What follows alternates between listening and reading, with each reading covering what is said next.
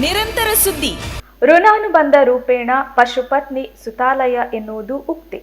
ನಮಗೆ ಜೀವನದ ಸಂಗಾತಿಯಾಗಿ ಯಾರು ಸಿಗಬೇಕು ಅಂತ ನಿಶ್ಚಯ ಆಗಿರುತ್ತೋ ಅವರೇ ಸಿಗುವುದು ಅನ್ನೋದಕ್ಕೆ ಮಂಗಳೂರಿನಲ್ಲೊಂದು ವಿಶೇಷ ವಿವಾಹ ಸಂಭ್ರಮ ಸಾಕ್ಷಿಯಾಗಿದೆ.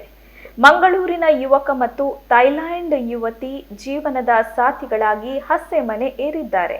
ಈ ಕ್ಯೂಟ್ ಲವ್ ಕಮ್ ಮ್ಯಾರೇಜ್ ಸ್ಟೋರಿಯನ್ನೊಮ್ಮೆ ನೋಡ್ಕೊಂಡು ಬರೋಣ ಬನ್ನಿ.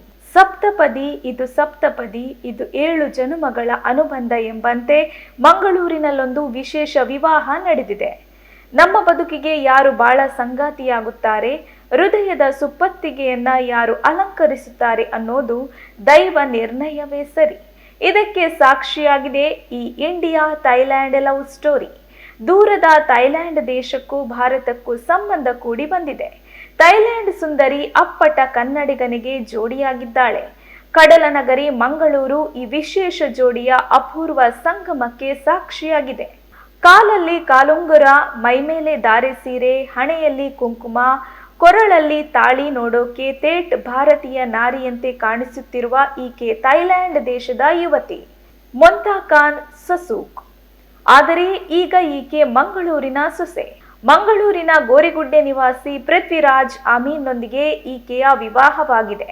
ಅದು ಅಪ್ಪಟ ಭಾರತೀಯ ಸಂಪ್ರದಾಯದಂತೆ ಮಂಗಳೂರಿನ ಮಂಗಳದೇವಿ ದೇವಸ್ಥಾನದಲ್ಲಿ ಶಾಸ್ತ್ರ ಪ್ರಕಾರವಾಗಿ ಈ ವಿವಾಹ ಕಾರ್ಯಕ್ರಮ ಜರುಗಿದೆ.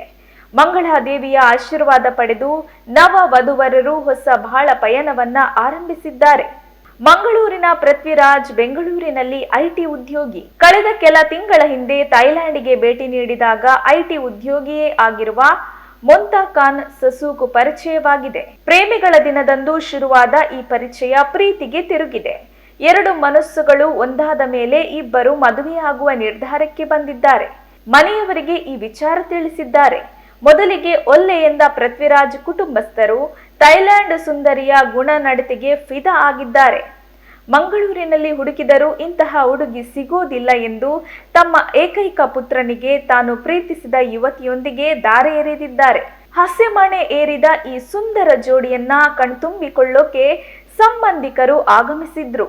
ಅಪ್ಪಟ ಭಾರತೀಯ ಸಂಪ್ರದಾಯದಂತೆ ಇಂದು ಮಂಗಳದೇವಿಯ ಸಮ್ಮುಖದಲ್ಲಿ ವಿವಾಹ ಮಹೋತ್ಸವ ಸಂಪನ್ನವಾಗಿದೆ.